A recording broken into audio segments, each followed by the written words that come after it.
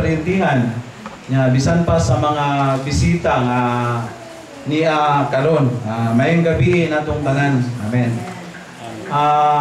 Bisan pa nining panahon nining sitwasyon nga gisinati sa atong igsuon, padayon gihapon ta nga makadaig sa atong Ginoo. Padayon gihapon ta nga makahimaya sa atong Ginoo mga igsuon. Ikapila ning murag dugay-dugay na no, murag ikapila na kagabi nga nangalagad ang mga igsuon sa pulong. So siguro ang atong mga pagpamulong makaingon siguro ta nga nakadungog na ta, pero ang Ginoo wala may undang namulong mga igsuon. Nya ang pagpamulong sa Ginoo bag-o matag karon ug unya. So ato gyung ipakabililhon ang pulong sa Ginoo. Ato gyung ipakabililhon ang pagpamulong sa atong Ginoo. Naay panultihon nga ang butang nga balik-balik nga gihimo or balik-balik nga giistorya, mga butang kini nga kanang importante. Ining pulong sa Ginoo importante kaayo mga igsoon. Kay bisan sa unang Pedro 1:25 gayon dito nga ang sagbot mga lawos, ang bulak mga laya, dahil sa 25 apan ang pulong sa Dios magpabilin sa walay katapusan. Amen. So nining kalibutan wala gyoy permanente, di ba? Wala gyoy mulungtad. Naapoy panultihon sa kalibutan nga only change is constant. So, tanan, mausog yun. Tanan, mulabay. Pero salamat nga ni ay Ginoo, ni ay kinabuhi sa Ginoo nga walay katapusan mga igsoon. Ni ay pulong sa Ginoo nga walay katapusan. Basta di gyud ta kanang pulan nga maminaw sa pulong sa atong Ginoo mga igsoon. Kay kining pulong sa Ginoo mura ni mulungtad hangtod sa katapusan. Amen. So kining atong pagpamulong dili ini alang sa nahitabo sa atong igsoon. Kining atong pagpamulong paning pulong sa Ginoo alang ni natong tanan mga igsoon. Alang sa mga igsoon, alang sa pamilya, alang sa mga bisita. Doon kay ang pulong sa Ginoo makahupay nato mga igsoon. Ang pulong sa Ginoo makalipay nato. Then ang pulong sa Ginoo makaluwas nato mga igsoon. Okay, ang pulong mauman ang atong Ginoo mismo mga igsoon. Sa Genesis 1, sa Genesis 1:26, ipakita mong gyud diha nga ang tao gibuhat sa Dios sama gyud sa iyang dagway. Nya unsa may tuyo mga igsoon, mga higala, sa may tuyo sa pagbuhat sa Dios sa tao sama sa iyang dagway. Sa 27 kaning ang tao nga gibuhat sa Dios sama sa iyang dagway aron magpadayag niya o mag-represent niya. Magpadayag niya o niya dunay expression dayon duna po'y dominion mga igsoon. Pero sa panahon nato karon nining kalibutan murag kuan gyud kanang sa mga tao dili nato maayo makita ang expression sa atong Ginoo. Ang atong makita murag expression lagi sa tao or di ka expression sa kadautan. Dayon og magisgot po ta og dominion kining magbuot wala pa pud matuman gyud kini nga katuyuan sa pagbuhat sa Dios sa tao.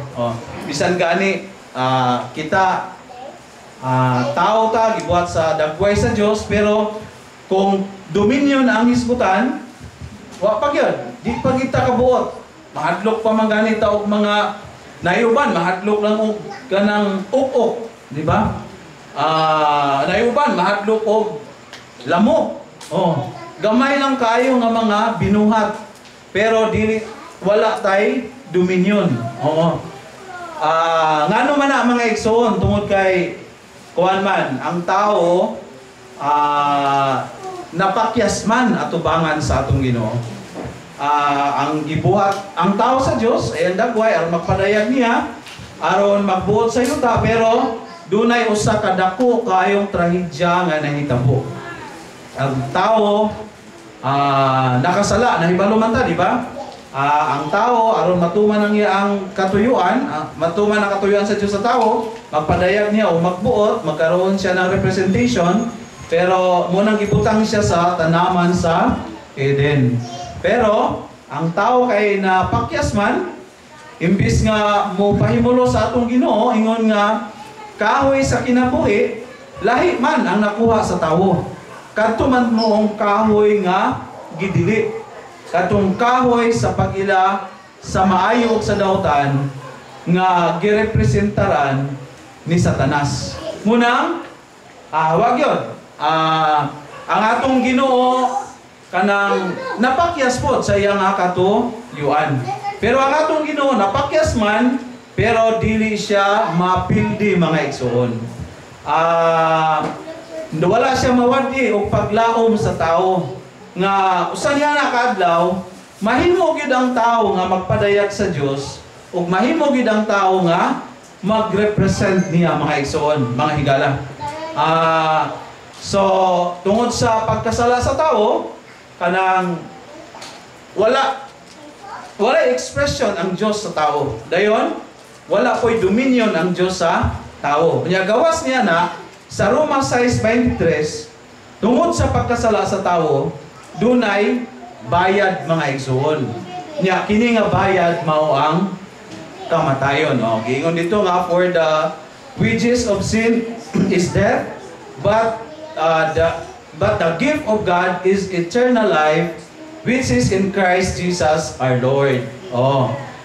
Ang tao nakasalaman mo nang atong igsoon nidangat nakasinati gyud og kamatayon sa physical nga lawas. Pero dunay sumpay. Pero ang grasya ay gasa sa Dios mao ang kinabuhing walay katapusan. Nga naa ni Hesukristo nga atong Ginoo. Amen. So tingali atong physical nga lawas namatay, pero salamat sa Ginoo nakadawat ta may si ato igsoon namatay, pero nahibalo ta nga nakadawat siya sa kinabuhi sa Ginoo. So duna siya paglao mga igsoon. Nining lawasa kitang tanan tungod kay nakasala mudangat gyud sa kamatayon. Pero salamat nga inigbalik sa atong Ginoo, doon na tayo paglao mga igsoon. Kay kita, iya mang banhawon. Iya mang banhawon aron makasinati sa kinabuhing walay katapusan. Sa daygo ng Ginoo nining kinabuhing walay katapusan nga atong nabatunan. Sa unang Korinto 15:22 giingon dito nga diha kang Adam naa ang kamatayon, apan diha ni Kristo gibuhi ta mga igsoon. Ingon sa footnote kung atong basahon, kita ay gipakatawo aron mamatay. Ingon dito sa footnote, we are born to die. So nining kalibutan nining ato ang physical nga lawas, ato gini siya paingon. Paingon gid ni siya sa kamatayon mga igsoon. Pero naapoy panultihon, di ba nga, to every rule there is always an exemption. Naapo diay ni siya exemption. Kay naamang gid poy tawo nga wala makaagi sa physical nga kamatayon. Bisag sa daang tugon, nakailan man siguro tano si Enoch. Oh. Wa man gito siya makaagi sa physical nga kamatayon. Nga naman, unsa may iyang gibuhat nga kuan man kanang nawala siya, galakaw siya sa Ginoo dayon. Nawala lang siya. So, buot pasabot, wa siya agi og physical na kamatayon. Kay siya kauban man sa atong Ginoo. Siya gikuha sa atong Ginoo, mga igsoon.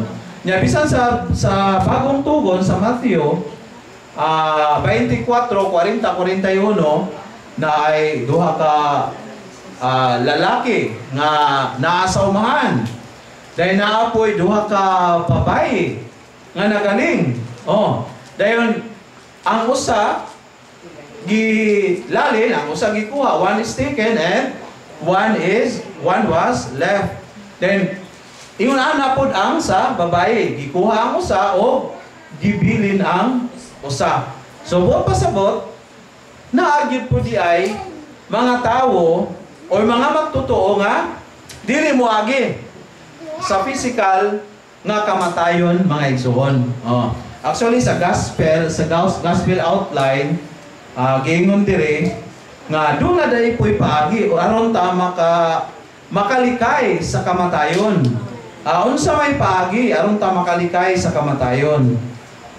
So unang butang, in order to escape death, you must have sin resolved first, because death came by sin. So una, ma-resolva ang problema nato sa sala, mga igsoon. So ang tanang tao nakasala man gyud, munang mudangat sa kamatayon, pero kung ma-resolva ang kining sala sa dili pata ang atong physical nga lawas sa dili pa mubalik sa abog, sa dili pa mawad-an sa iyang kinabuhi nga inulaman, kung ma-resolva kini, mga igsoon, makalikay ta niini nga kamatayon. Actually, ang Ginoo nato dito sa cross, nitilaw sa kamatayon. Gidaog niya ang kamatayon. Kay sa ikatulo ka adlaw, nabanhaw man ang atong Ginoo. Amen. Dayon ikaduha, kinahanglan nga madawat nato ang walay katapusang kinabuhi nga dili gyud mamatay. Sa ato bitong gikanta, gugma sa Dios labing dako.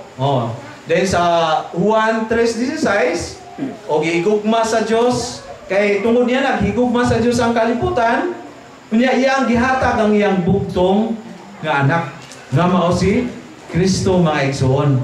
Dahil sa tanan nga mutuon niya, sa tanan nga mosalig, dili malaglag kundili makabaton sa kinabuhing walay katapusan. So, ang pulong sa Ginoo, ang pulong sa Biblia, kasaligan. Kita sigurong tao, magduha-duha ta, pero ang pulong sa Biblia, kasaligan, mga igsoon. Kung unsay naa diha, mo nay matuman. Kung unsay naa diha, mo nay tinuod, mga igsoon. So, salamat dito ta sa atong Ginoo, nakadawat na ta nining kinabuhing walay katapusan.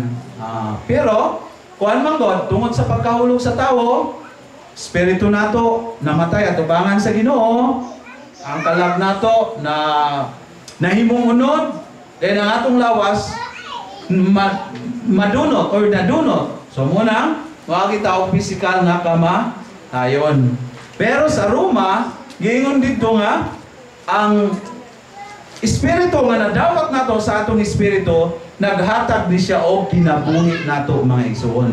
Unya dili lang sa atong espiritu, bisan pa sa atong kalag o sa atong lawas nga may kamatayon, mahimong kinabuhi. Unya ang kinabuhi dire nga gihisgutan Zoe sa Griego, nga buot pasabot mahimong ang atong tibuok pagkatao mahimong Zoe, mahimong makabaton o kinabuhi nga walay katapusan. So munang sa Old Testament, si Enoch, kuwan yun, wagid siya makaagi o physical nga kamatayon. Okay? Kanunay siyang naglakaw sa Ginoo. Kanunay siya nga nakigdugtong sa atong Ginoo. Bisan sa niaging morning revival nato, mga tao unta ta nga nagkinabuhi, naglakaw diha sa atong nasagol nga espiritu. Batasanon ang pagbansay sa atong espiritu aron makakinabuhita sa realidad sa walay katapusang pamatigayon sa Dios. So kinahanglan kita nga mahimong mga tao nga nagabansay kanunay sa atong espiritu. Karon aron kining espiritu nga naa sa atong kining kinabuhi nga naa sa atong espiritu mokaylap sa atong kalag o bisan pa sa atong lawas nga dunay kamatayon, mga igsoon.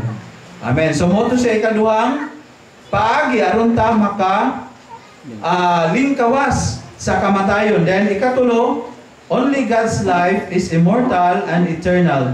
Therefore, you must have God's life so that you will never die. So murag kuan ra po sa ikaduha. Then ikaupat, receive Christ and you will have this eternal life. Dawato nato si Kristo o mabato na nato kining kinabuhi nga walay katapusan, mga igsoon. So actually sa Juan 1:12 gingon dito sa tanang mituon niya, sa tanang midawat niya, nagahatag siya og katungod nga mahimong mga anak sa Dios. So ang pagdawat day nato sa atong Ginoo ni Kristo pinaagira sa atong pagtuo. So kita, mga igsoon, sigurado ta nga nadawat na ginato ni kinabuhi sa atong Ginoo, kay nituo naman ta niya, mga igsoon. So bisan pa mga bisita or mga igala, kinahanglan gyud nga madawat nato ang atong Ginoo pinaagi sa pagtuo. Dayon sa Roma 9, giingon dito nga kung imong isugid sa imong baba Ginoong Hesus o mutuo ka sa imong kasing-kasing nga gibuhi siya o gibanhaw siya gikan sa mga patay, nan maluwas ikaw, nan maluwas ka. So pwede po siguro, no? Atong awhagon na mo or awhagon mo na ako, mga igsoon, kitang tanan, mga igsoon, mga bisita nga mo tawag ta sa ngalan sa Ginoo. Okay? Bisag katulo lang, mga igsoon. Oh, Ginoong Jesus. Oh, Ginoong Jesus. Oh, Ginoong Jesus. Amen. So salamat din yung pagtawag sa Ginoo, kaluwasan siya, mga igsoon. So di gyud nato pakyason sa inadlaw natong pagkinabuhi, sa adlaw natong kinabuhi, while naapatay gininhawa, tawag kita sa ngalan sa atong Ginoo, kay kini nga lang na moray makaluwas nato, mga igsoon. Then sunod, those who receive Christ will never die, even if their physical bodies pass through death, they will be resurrected. So bisan gani ko, no, kung mamatay na atong physical nga lawas, pero doon na tayo paglao, mga igsoon, kay kita banhawon man sa atong Ginoo. Sa Juan 11:25, ingon dito nga, ang atong Ginoo mao ang kinabuhi o ang pagkabanhaw. So ang Ginoo ang kinabuhi o ang pagkabanhaw. Napatunan naman nato siya. So doon na tayo kinabuhi niya, mga igsoon. Then doon na po tayo pagkabanhaw. So siguro, maagtanta nga, mamatay atong physical na lawas, di pa makabalik ang atong Ginoo, pero doon na tayo paglao, mga igsoon. Kita banhawon sa atong Ginoo. Pero di gyud pud kaligaya, no? Mahitabuan ta, mag-uol gyud pud ta. So normal man na siya kay naapamanta sa atong tawhanon, naapamanta nining kalibutana. Mubati man gyud ta, mga igsoon. Pero salamat sa Ginoo nga doon na tayo paglaom. Dili lang sa unahan, bisan pa niining panahona karon mga igsoon. Kay kun doon na tayo pakigambit tayo permi sa Ginoo, pakikunta kay sa atong Ginoo, nabuhi ta sa atong espiritu, sigurado pod nga makasinatita niining paglalin mga igsoon. Tulad parehas sa nahitabo ni Enos, ni Enoch, o bisan pa sa bagong tugon katong duha ka lalaki nga naa sa umahan ug naa sa katong nagaling mga igsoon. So salamat sa Ginoo nga ang Ginoo ra gid ang atong paglaom.